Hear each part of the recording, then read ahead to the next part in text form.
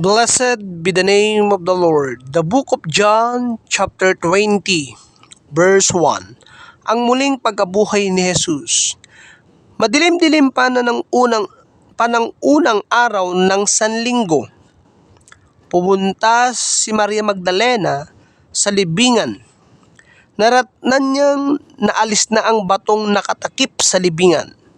Dahil dito, patakbo siyang pumunta kay Simon Pedro at sa mga alagad na mahal ni Jesus at sinabi sa kanila, kinuha nila ang Panginoon mula sa libingan at hindi namin alam kung saan siya inilagay.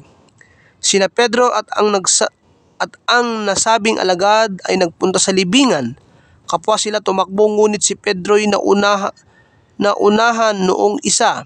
Yumuko ito at sumilip sa loob ng libingan, ngunit hindi pumasok. Nakita niyang nakalagay doon ang mga telang lino. Nang dumating si Simon Pedro, tuloy-tuloy itong pumasok sa libingan.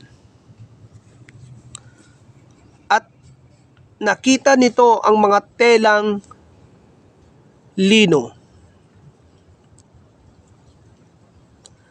At ang panyong ibinalot sa ulo ni Jesus, ang panyo ay hindi kasama ng mga telang lino, kundi hiwalay na nakatiklop sa isang tabi. Pumasok din ang alagad na naunang dumating at nakita niya ito at siya'y naniwala. Hindi pa nila naunawa noon na si Jesus ay kailangang muling mabuhay ayon sa kasulatan. At umuwi ang mga alagad sa kanilang mga tahanan. Nagpakita si Jesus kay Maria Magdalena. Verse 11.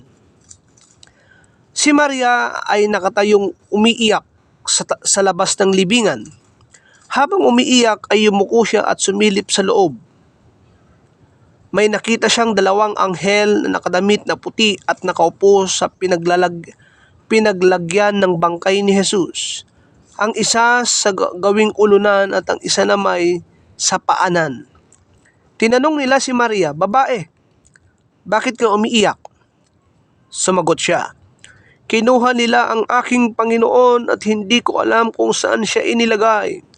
Pagkasabi nito'y napalingon siya at nakita niya si Jesus na nakatayo roon, ngunit hindi niya nakilalang si Jesus iyon. Tinanong siya ni Jesus, "Babae, bakit ka umiiyak? Sino ang hinahanap mo?"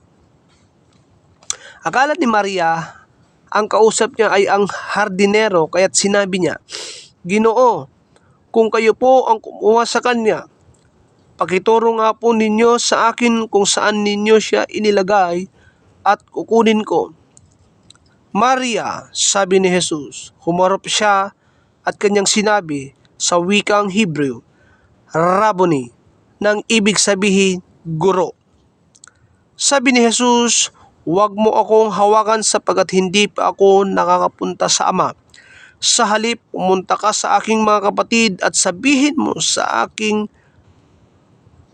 kanila na aakyat ako sa aking Ama at inyong Ama, sa aking Diyos at inyong Diyos." Kaya't si Maria Magdalena ay pumunta sa mga alagad at ibinalita sa kanila, "Nakita ko ang Panginoon." At sinabi rin niya sa kanila ang mga sinabi sa kanya ni Jesus. Nagpakita si Jesus sa kanyang mga alagad. Verse 19. Kinagabihan ng araw ding iyon, ng unang araw ng linggo, habang nakasara ang mga pinto ng bahay na kinaroroonan ng mga alagad, dahil sa takot nila sa mga Hudyo, dumating si Jesus. Tumayo siya sa kalagitnaan nila at sinabi, "Sumainyo ang kapayapaan." Pagkasabi nito, ipinakita niya ang kanyang mga kamay at ang kanyang tagiliran. Tuwang-tuwa ang mga alagad nang makita nila ang Panginoon. Muling sinabi ni Jesus, "Sumainyo ang kapayapaan. Kung paanong isinugo ako ng Ama, isinusugo ko rin kayo." Pagkatapos, sila'y hiningahan niya at sinabi, tanggapin ninyo ang Espiritu Santo. Kung patatawarin ninyo ang mga kasalanan ninuman ay pinatawad na ang mga iyon. Subalit ang hindi ninyo patatawarin ay hindi nga pinatawad. Ang pag-aalinlangan ni Tomas. Verse 24. Ngunit si Tomas na tinatawag na kambal at kabilang sa 12 ay wala roon nang dumating si Jesus, kaya't sinabi sa kanya ng mga ibang alagad, nakita namin ang Panginoon. Sumagot si Tomas, hindi ako maniniwala hanggat hindi ko nakikita ang mga butas ng mga pako sa kanyang mga kamay, at hanggat hindi ko nailalagay ang aking daliri sa mga iyon at nahawakan ang kanyang tagiliran. Makalipas ng 1 linggo, muling nagkatipon sa loob ng bahay ang mga alagad at kasama nila si Tomas. Nakasara ang mga pinto, ngunit pumasok si Jesus at tumayo sa kalagitnaan nila. Sinabi niya, sumainyo ang kapayapaan. At sinabi niya kay Tomas, ilagay mo ang iyong daliri dito at tingnan mo ang aking mga kamay. Ilagay mo ang iyong kamay sa aking tagiliran.